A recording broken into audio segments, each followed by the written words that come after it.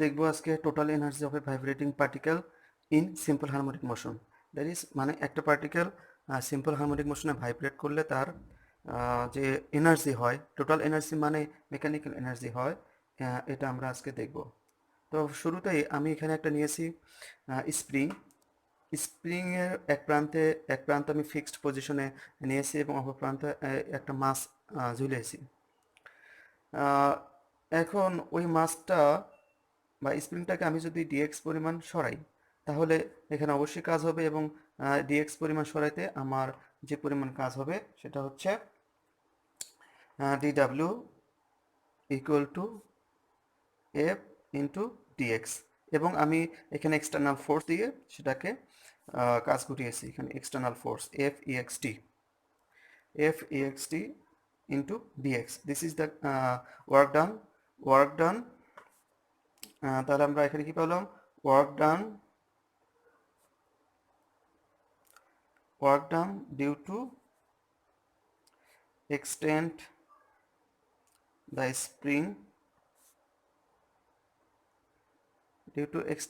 spring in dx distance।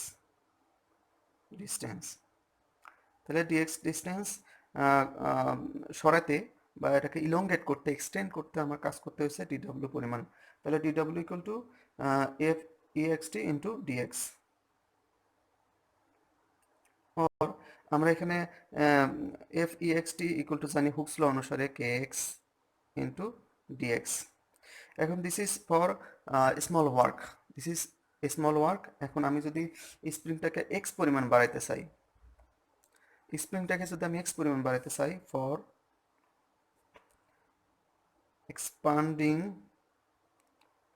expanding the spring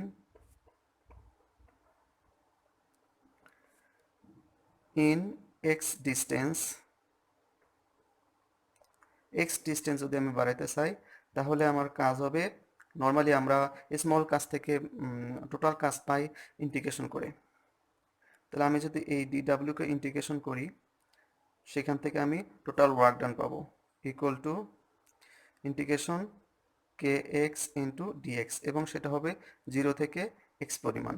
অর্থাৎ dx পরিমাণ বাড়াতে যদি এত হয়, তাহলে আমি এখন 0 থেকে এক্স পরিমাণ মানে টোটাল আমার উদ্দেশ্য হলো লিমিট দেখে বোঝা যাচ্ছে যে 0 থেকে এক্স পরিমাণ, তার মানে এক্স পরিমাণ আমি এটাকে এক্সটেন্ড করতেছি, বাড়াচ্ছি, বর্ধিত করতেছি। তাহলে ডাব্লিউ ইকুয়াল টু এত, ইকুয়াল টু কী পাবো আমি? কে কনস্ট্যান্ট, ওই পাশে থাকবে এক্স ডিএক্স 0 থেকে এক্স ইকুয়াল টু কী পাবো আমি? এর এক্স ডিএক্স এর ইন্টিগ্রেশন হচ্ছে এক্স ডিএক্স এর, আমি জানি x to the power n d x equal to x to the power n plus one divided n plus one. এই ফর্মুলা অ্যাপ্লাই করে আমি এখানে কি পাবো? X to the power n এর মান এখানে ওয়ান, তাহলে one plus one divided one plus one, আর লিমিট যা আছে সেটাই রাখবো, এক্স টু দি পাওয়ার 0 থেকে X, K into X square divided 2, limit 0 থেকে এক্স। और আমি হাফটাকে কে আপন টুটাকে বাইরে নিয়ে আসলাম, আর কি পাবো? এক্স স্কোয়ার 0 থেকে এক্স। টুটা আমি বাইরে না নিয়ে আসলেও ভিতর থেকেও ক্যালকুলেশন করতে পারি, আমি এটা কনস্ট্যান্ট হিসেবে বাইরে বের করে নিয়ে আসলাম। তাহলে half k into X square, মানে এই এক্সের জায়গায় একবারে উপরের লিমিট বসাবো, এক্স স্কোয়ার মাইনাস 0 স্কোয়ার। তাহলে আমরা পেলাম কত? Half k x square.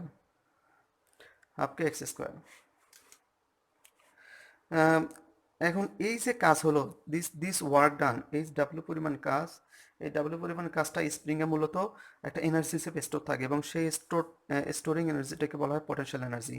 তাহলে যে অ্যামাউন্ট অফ এনার্জিটা লাগছে এখানে এই এক্স পরিমাণ বাড়াতে, সেটা আমরা ওয়ার্ক ডান পেয়েছি। এই ওয়ার্ক ডানটা পটেনশিয়াল এনার্জি হিসেবে স্প্রিংটা পটেনশিয়াল এনার্জি হিসেবে স্প্রিং মাস সিস্টেমে স্টোর থাকবে, এবং এই পটেনশিয়াল এনার্জিটাই কি অসিলেশনের জন্য রেসপন্সিবল হবে। তাহলে this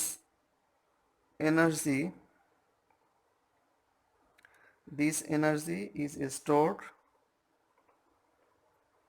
is stored in the spring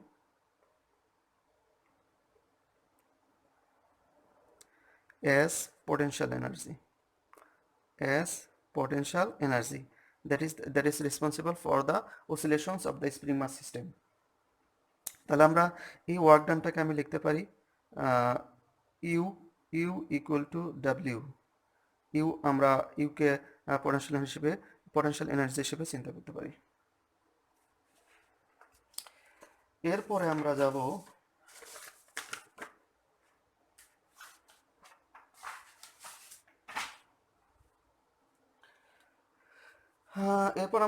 x এর এক্সপ্রেশন আমরা জানি, উই নো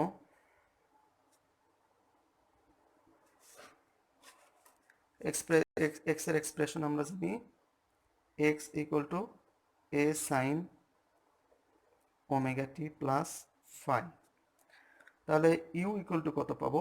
পটেনশিয়াল এনার্জি পাবো হাফ কে এক্স স্কোয়ার, তো হাফ কে এক্স স্কোয়ার, তাহলে হাফ কে ইন্টু এক্স এর মান বসালাম A sine omega T plus phi তার উপর স্কোয়ার, তাহলে আমরা পাবো half K square into sine square omega T plus phi.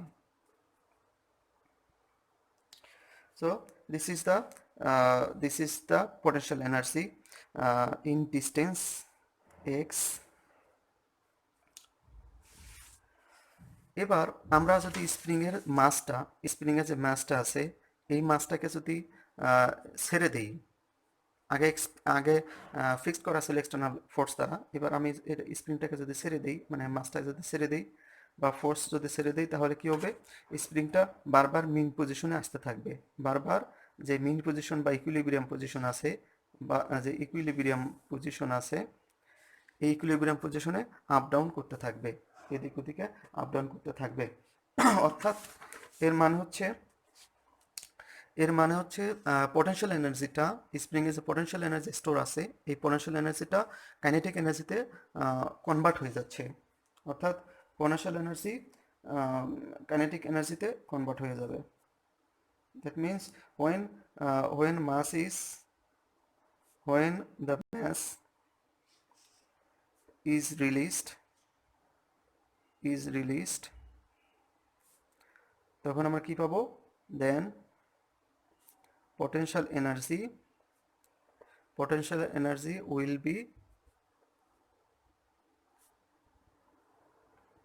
be converted or changed in kinetic energy.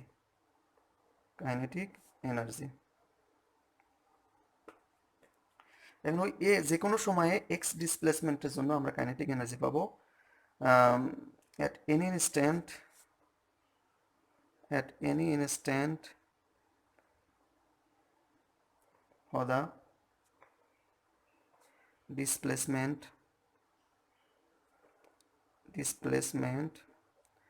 x, we have kinetic energy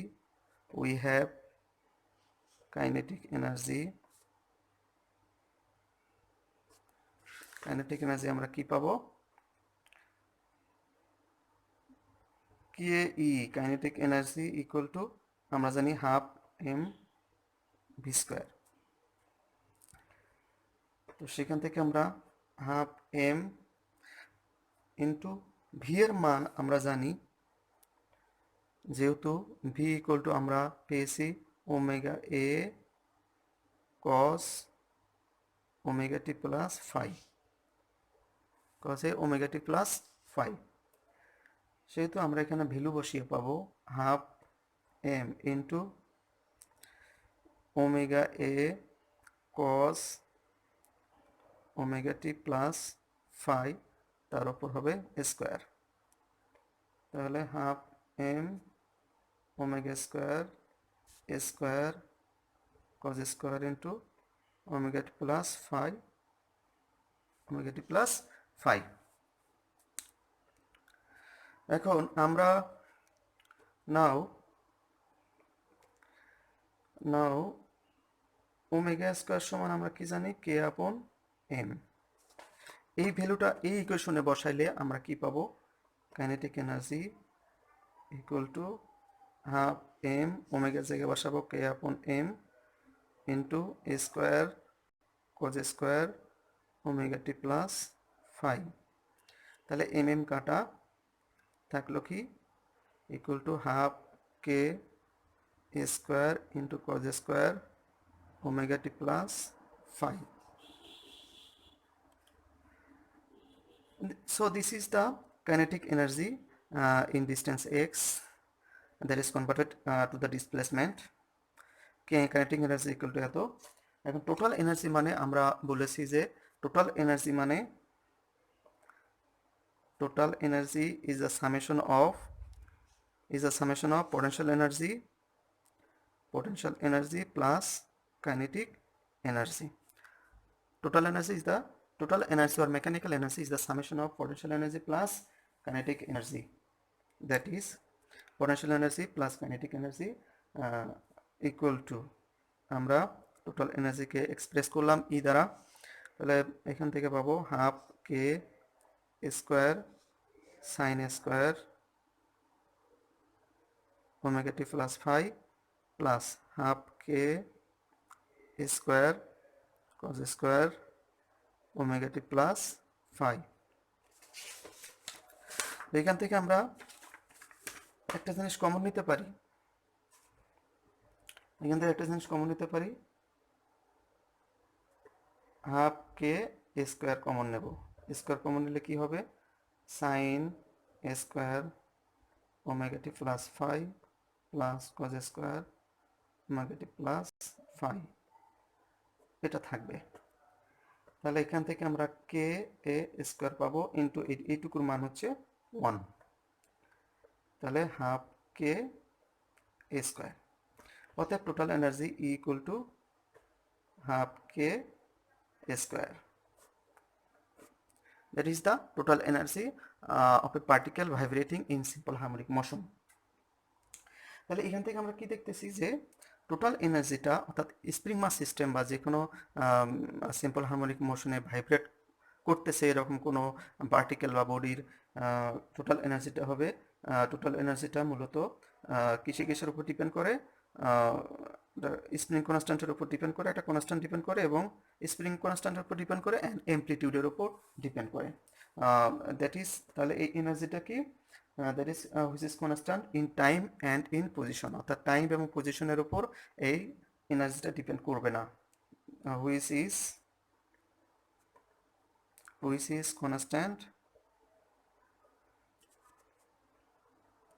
constant in time and position তাহলে এই constant, তাহলে এটা constant থাকবে ইন টাইম অ্যান্ড পজিশনের উপর depend করবে না। এখন আমি যদি একটা ফিগার আঁকলাম, এই ফিগারে উপরের দিকে আমি টোটাল এনার্জি নিচ্ছি আর নিচের দিকে টাইম নিচ্ছি। তাহলে দেখব যে টাইমের সাথে আমরা normally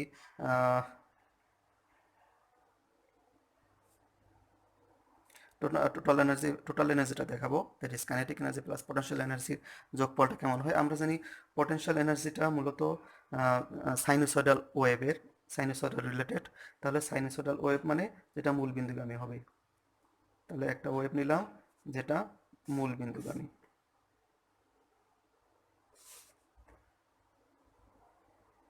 so this is the মূল বিন্দুগামী সাইনোসয়েডাল ওয়েভ, এবং এই কার্ভটা মূলত কি? পটেনশিয়াল এনার্জির কার্ভ। আর একটা নেব যে হলো আরেকটা নেব কাইনেটিক এনার্জি। কাইনেটিক এনার্জিটা দেখতেছি আমরা কোসাইন ওয়েভ, অর্থাৎ কাইনেটিক এনার্জিটা সেটা কোসাইন পার্ট ছিল। সো সেই কোসাইন ওয়েভটা আমরা এর আগে জানি যে কোসাইন ওয়েভটা মূল বিন্দু থেকে শুরু হয় না, এটা শুরু হয় মূলত একটা নির্দিষ্ট ভ্যালু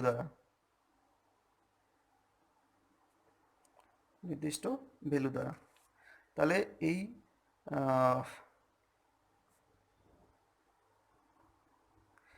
এই পার্টটা হচ্ছে, অর্থাৎ এই যে আমরা ওয়েভটা পেলাম, অর্থাৎ এই ওয়েভটা হচ্ছে কাইনেটিক এনার্জির পার্ট, দিস ইজ কাইনেটিক এনার্জির পার্ট। সো আমরা এখানে লিখতে পারি টোটাল এনার্জি অর শুধু এনার্জি ভার্সেস টাইম গ্রাফ, যেটা আমরা একই জায়গায় দেখেছি kinetic potential energy plus kinetic energy এবং টোটালটা মিলেই এরকম থাকে।